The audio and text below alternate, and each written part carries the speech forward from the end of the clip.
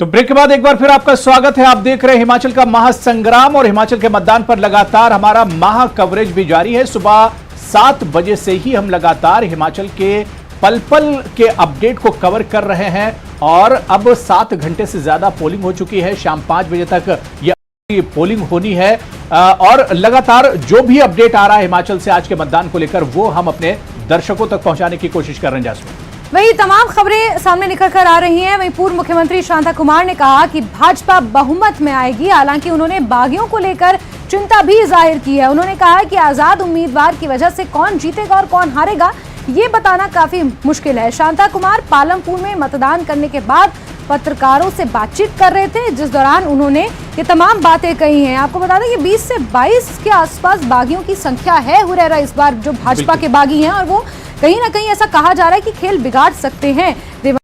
माफ कीजिए, ये जो काफी कदावर नेता है शांता कुमार, ये खुद इस बात को मान रहे हैं।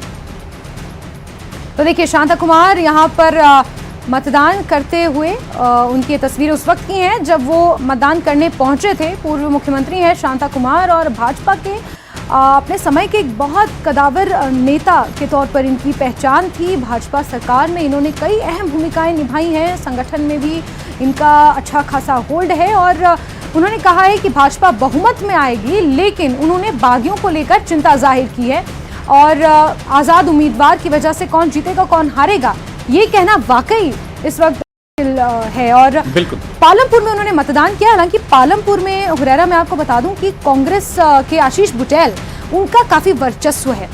इंदु गोस्वामी है वहां से, लेकिन वो राज्यसभा की सांसद हैं भाजपा की।